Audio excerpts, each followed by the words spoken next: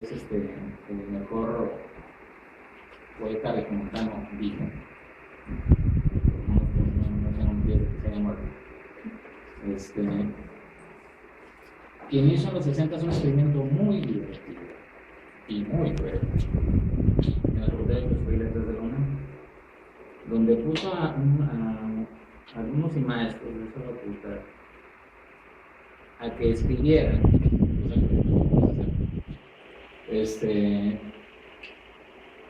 lo que pensaban de un poema, de un verso, de un poema previo. El poema decía: un gato cruza el puente del alma. Y obviamente decía, bueno, escriban y díganme lo que este verso existió, ¿qué les dice o qué entienden ustedes de ese verso? Y las respuestas, para quienes leyeron el documentito que les envié junto con la invitación, son bastante interesantes, porque a partir de todas esas reacciones se llegó a la conclusión de que los alumnos y maestros de la Facultad de Filosofía, no estamos hablando de cualquier otra facultad, en la universidad estamos hablando de Filosofía y Letras, no sabían leer.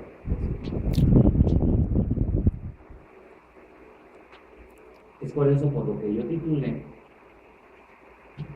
a esta conferencia una pregunta: ¿saben realmente leer poesía? Bien. Como prólogo un poco de la dinámica que quería que hiciéramos, y que por qué no la vamos a hacer con algunas limitaciones. Quisiera empezar con este texto que va a servir de otras cosas para que nosotros calculemos, apreciemos la dimensión. Problema en el que todos nosotros estamos involucrados, de lo contrario, no estaríamos aquí.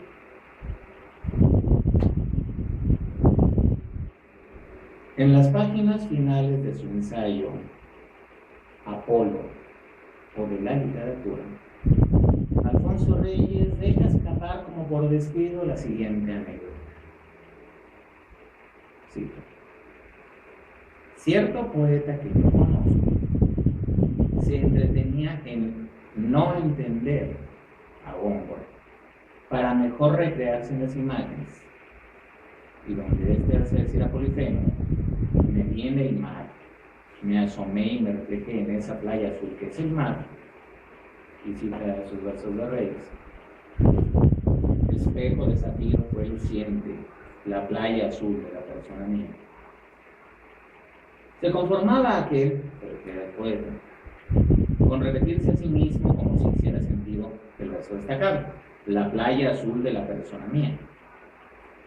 En esta transmisión de imágenes se descubre frecuentemente la falta de ecuación entre lo que expresa el poeta y lo que el lector recibe. Ojo con esto, porque es muy importante para lo que vamos a ver a continuación. La falta de ecuación entre lo que expresa el poeta y lo que el lector recibe cuando lee el poema. Apolo de la literatura es un ensayo escrito en 1940 y forma parte del libro La experiencia literaria, publicado hasta el año 52. En 1954, al final de su estudio sobre la fábula de Polifemo y Galatea de Luis de Góngora, que fue publicada póstumamente, si mal no recuerdo, Reyes vuelve sobre la anécdota añadiéndole algunos datos de interés. Me apresuro a reconocer que este criterio subjetivo es orillado a muchos deslices.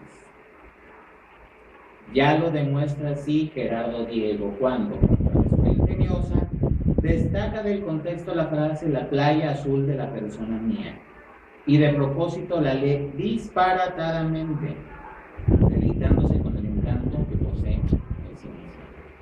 Esto viene obviamente en el estudio titulado Polifemo sin lágrimas. Es un estudio, por desgracia incompleto, de la fábula de la Galatea, de Góngora, un largo poema narrativo basado en un episodio contado por el poeta latino Ovidio en su libro Las Metamorfosis, obviamente un episodio de la mitología, que es donde un horrendo, pero enorme cíclope llamado Polifemo se enamora de una hermosa ninfa del mar llamada Galatea. Gerardo Diego era un poeta español de la generación del 27, a la que pertenecieron autores tan importantes como Miguel Hernández, Federico García Lorca o Luis Cernuda, y que es reconocida, esta generación, por haber revalorado la figura y la obra de Luis de Góngora, poeta del siglo de oro español, quien durante muchos años fue relegado por la crítica al ser considerado un poeta oscuro, rebuscado e ilegible. Y no será hasta que Granoso Alonso, con su brillante clasificación de las soledades y el revelador prólogo que le antecede, que el llamado cisne cordobés, bastante feo, no se parece para nada un cisne, recupere su lugar de privilegio al lado de Quevedo y de Lope de Vega. Conviene examinar con cuidado esta anécdota de Alonso. Mientras la lectura equívoca no pase de una travesura ingeniosa, como la del poeta Gerardo Diego, no hay problema. El problema surge cuando uno convierte esa lectura equívoca en un criterio de lectura. Es decir, cuando uno toma esa travesura en serio y peor aún, cuando pasa de usarla como criterio de lectura y la aplica como método de escritura.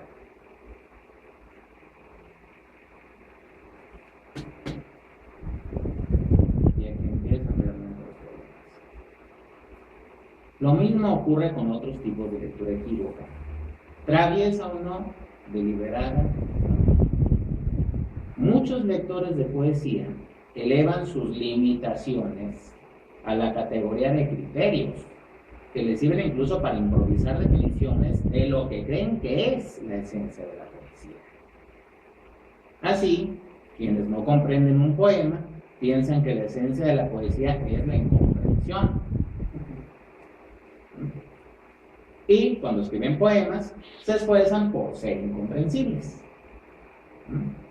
Los que son deslumbrados por ciertas palabras usadas con maestría por un gran poeta, piensan que basta con tomar esas mismas palabras, a veces sin ponerse a consultar en un diccionario significado que tienen estudiados a fondo. Toman esas palabras y las ponen en sus propios poemas, y piensan que con eso van a ser tan buenos como el autor. Otros piensan que basta con retorcer la sintaxis, con eliminar la puntuación de las mayúsculas, esos son perezosos, poner rimas a diestra y siniestra, salpicar el texto de malas palabras, esos son libros muy Efraín Huerta o Sabino, aludir explícitamente al sexo o a otras funciones corporales, esos son libros muy Neruda, o por el contrario, saturar el texto de abstracciones, es decir, palabras como vacío, infinito, eternidad, ausencia, etcétera, etcétera, o hacer juegos de palabras, como en este poemínimo donde Efraín Huerta se burla de Octavio Paz y sus seguidores. Creer, crear, croar. En suma, el mal lector de poesía copia burdamente los rasgos formales o estilísticos que le impresionaron a un gran poeta, pero rara vez se molesta en averiguar cuál fue la intención del autor al ponerlos en el poema. Resultado, cuando escribe sus propios poemas, no se da cuenta de que no está realmente haciendo poesía, pero sí está exponiendo, y de manera elocuente, sus ignorancias, sus confusiones y su falta de oficio. Un mal poeta empieza siendo un mal lector de poesía. Como puntilla lo anterior, rematemos con otra cita de don Alfonso Reyes. es cosa de parapsicología, el componer poemas para entenderse solo y ocultarlos de los demás. En este punto, la erótica puede proporcionar explicaciones que son algo más que las metáforas. También y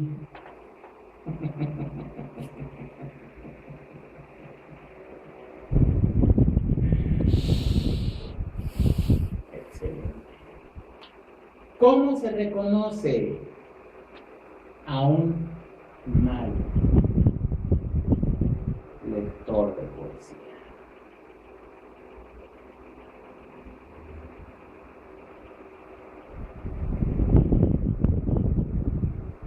Mejor aún,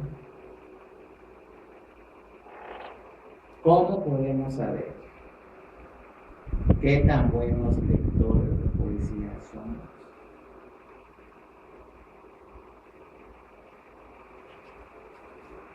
Bueno,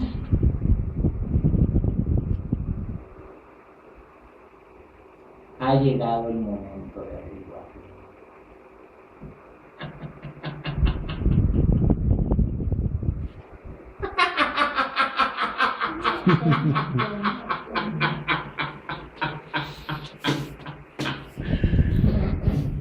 Si alguno de ustedes está preocupado por lo que va a ocurrir a continuación, hay muchas cartinas cercanas donde va por el lector, por si quieren ver la pelea de Julio César Chávez.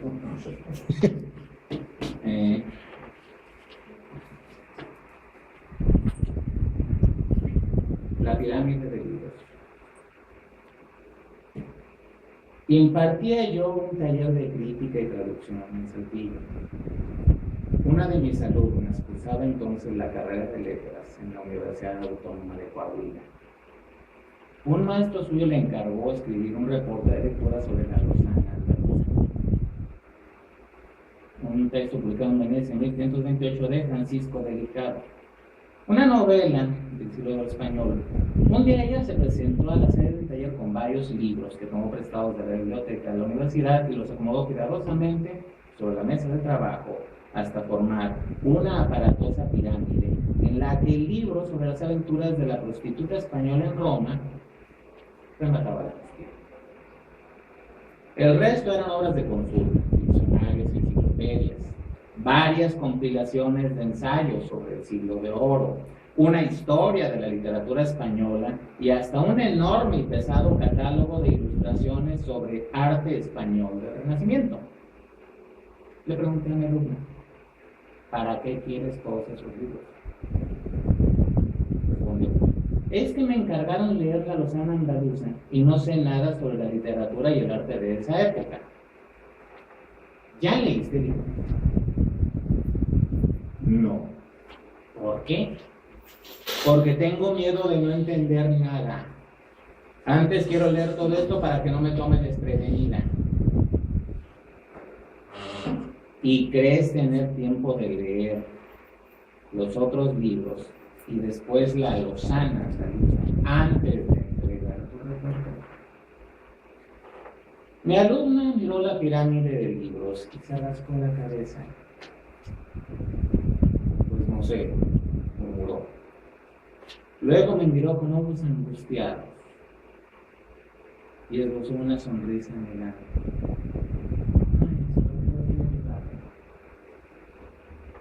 Sí, te daré un consejo. Devuelve todos estos libros a la biblioteca y ponte a leer la Lozana.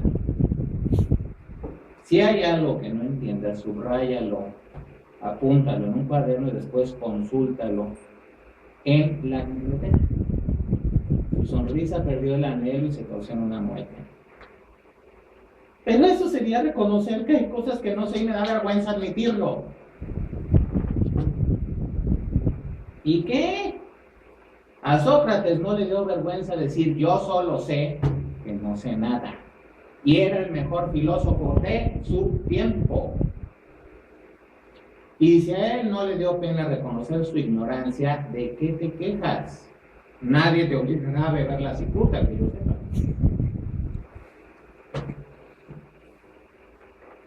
Bueno, maestro. Se calmó ahí. Pero ándele, no sea maldito. Por lo menos dígame qué opina de la Lozana. Pues está muy buena. Sonreí. Además, tu maestro desea tu opinión y no la mía. Mejor ponte a leer. Mi alumno recogió trabajosamente su pirámide de libros y se fue refunfuñando. La tesis interminable.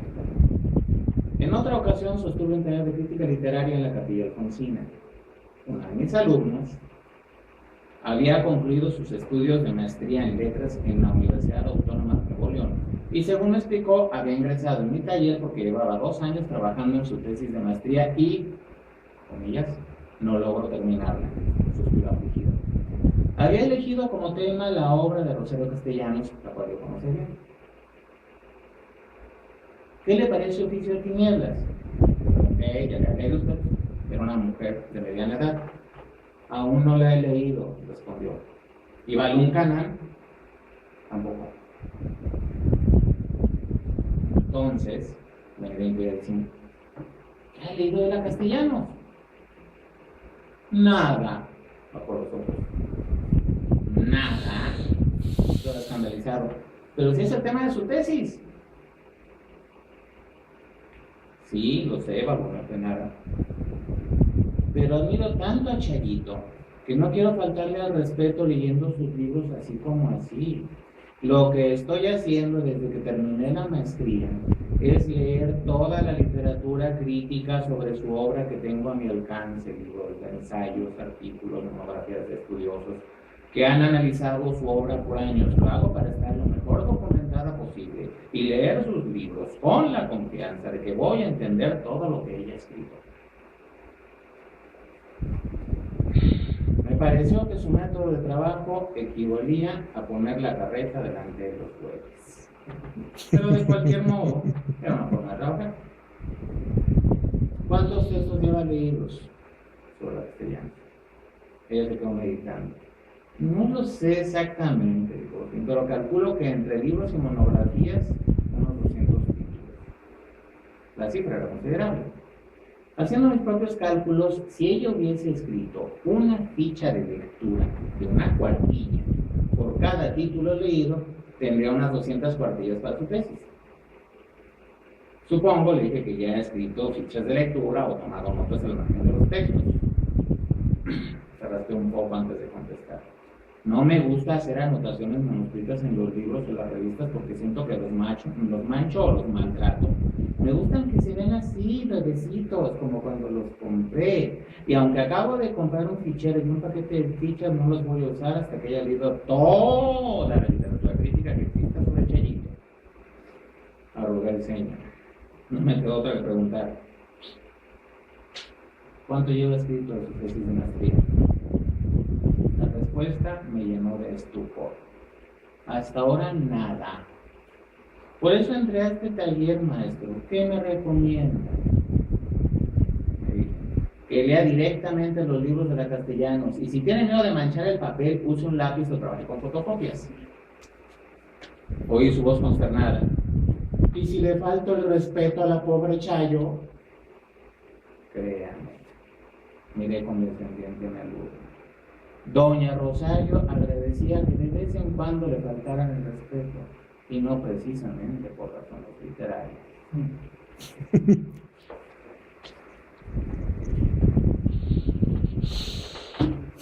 ¿Qué estamos viendo aquí, señoras y señores?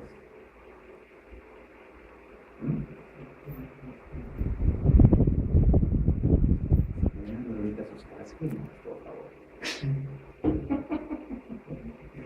La expresión que tienen que hacer todos ustedes para mí es mucho más elocuente que cualquier comentario que me puedan hacer.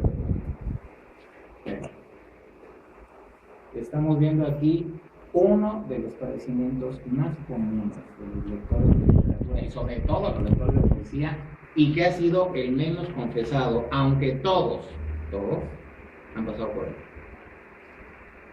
El miedo a enfrentar. Toda persona que se compromete a hacer un trabajo de interpretación de una obra literaria tiene que enfrentar 3 miedos. 1, el miedo a la persona del autor. Esto no tiene nada que ver con que sea feo o guapo. 2, el miedo a abordar el texto que se va a comentar. Y 3, el miedo a escribir el comentario o la crítica.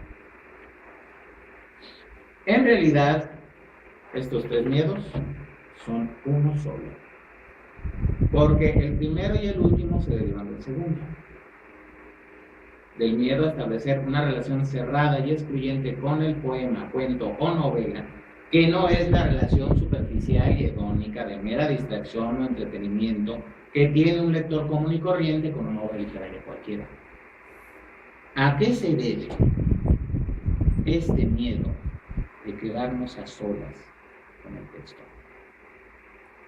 En las 2 anécdotas que acabo de citar, las 2 alumnas intentaban evitar el enfrentamiento con las obras que se habían comprometido a abordar e intentaban conseguir ayuda de todas partes y de quien quisiera ayudarles. Sobre todo, lo que buscaban era opiniones ajenas de autoridades respetables en las que se pudiesen apoyar y en un desesperado caso a las que pudieran parafrasear o de plano plagiar.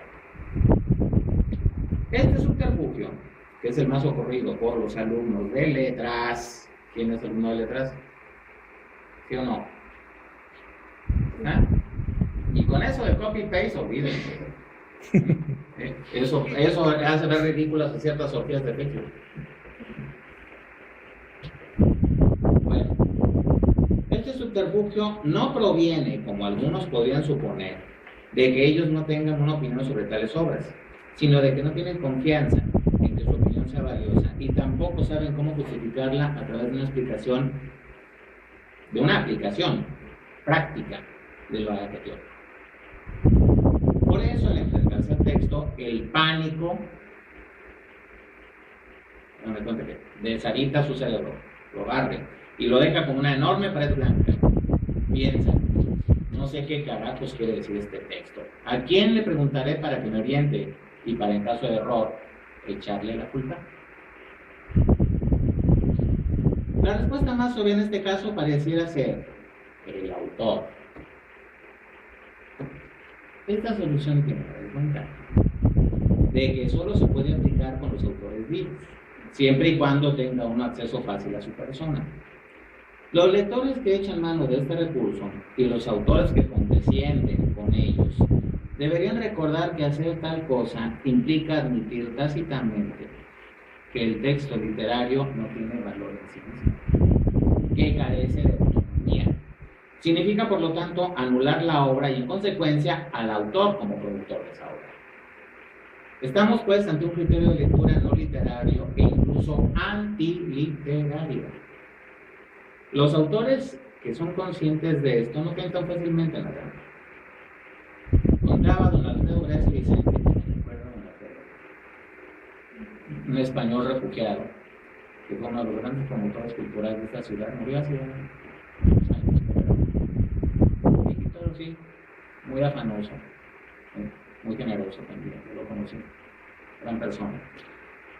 Él contaba el caso de cierto poeta español, quien, después de participar en un recital de poesía, se topó a la hora de los cócteles con la típica señora de edad que lo felicitó y de paso le preguntó: "Me gustó mucho el último poema que usted leyó, pero ¿qué quiso decir con él?". ¿Alguna manera de poner este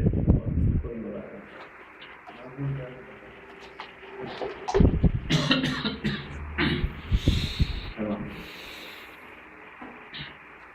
Dice: "Me gustó mucho el último poema que usted leyó, pero ¿qué quiso decir con él?". El poeta sonrió y dijo: "Mi estimada señora, lo que quise decir con mi poema es..."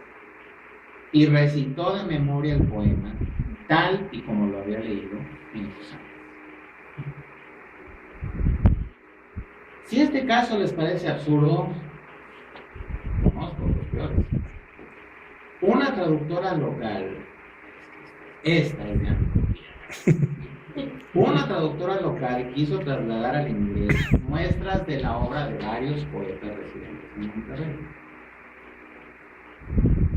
La dificultad para tratar de traducir algunos versos la llevó a consultar a los autores para preguntarles qué quisieron decir exactamente en algunos pasajes particularmente ilegibles. La traductora se llevó una sorpresa mayúscula. La mayor parte de ellos era por completo incapaz de explicar lo que quiso decir en esos versos, e incluso en poemas enteros. Algunos ni siquiera podían recordar cómo o por qué habían escrito semejantes disparates. Yo, que los conozco a casi todos, le pregunté a esta señora por qué había perdido miserablemente su tiempo interrogándolos. Ella contestó: porque quiero poner en inglés lo que ellos quisieron decir en español. ¿Acaso no es obvio? ¿Acaso no es obvio que ni siquiera ellos saben lo que quisieron decir en español? En este caso le dije, por lo visto, no. Y si a obviedades vamos, ¿por qué no partiste de un criterio más simple? Dice, ¿cuál? En lugar de preguntarte lo que el autor quiso decir con el texto, cuestionarte qué te dice el texto a ti. Pero es lo mismo, ¿no? En este caso, no. Lo que quiso decir el autor con el texto y lo que el texto te dice, acuérdense lo que dijo Reyes de la falta de adecuación, son dos cosas diferentes. Y eso precisamente le da valor y autonomía al texto literario. La posibilidad de decir más que lo que el autor pretendía en un principio. Así que ella tuvo un leve sobresalto. Lo que el texto me dice a mí. Y el miedo de leer también. Lo que el texto revela de ti misma también. Pablo dice con un verso brillante: el poema nos dice.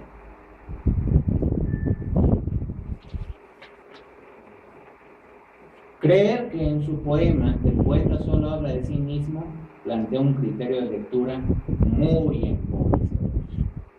Reduce las imágenes a valores puramente anecdóticos. Recuerdo haber leído una glosa que hizo Alicho Macero de su poema Responso al Peregrino. En ella, el poema explica que el bellísimo verso al ángelus te anuncias, pastora de esplendores, tiene como origen el hecho de que él se citaba con su novia al atardecer. Porque para nosotros no, al atardecer es cuando canta Pavarotti. Y la veía acercarse por la calle a la novia, iluminada por los últimos rayos del sol, es decir, el atardecer, la hora del ángel, ¿sí? La novia acercándose por la calle, iluminada por los últimos rayos del sol, la pastora de esplendores, si fuera pastoreando rayos del sol. Esta explicación, que algunos seguramente leyeron con creciente alivio, me provocó una profunda frustración, porque de algún modo invalida la imagen previa que yo había imaginado a partir de mi lectura de ese verso, y que a mi juicio es más bella que la ordinaria escena que Don David relata y que agrega a su verso un sesgo decorativo y rebuscado que antes no tenía.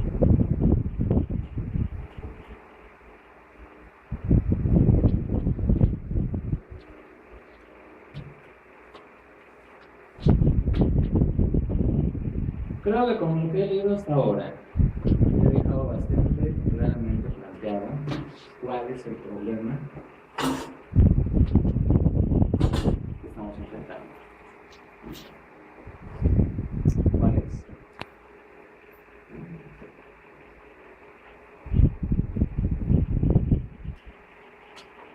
Que también para leer poesía se necesita un cierto nivel de conocimientos que desgraciadamente la educación pública ya no le da a los muchachos. y que antes sí le daban. Vamos, ¿qué ha sucedido? Que han ido desapareciendo los programas de estudio de primarias y secundarias, lo que antes se daba en aquella materia que se llamaba lengua nacional y que después convirtieron en español y que después convirtieron en expresión oral y escrita o cualquier estupidez que se les haya ocurrido.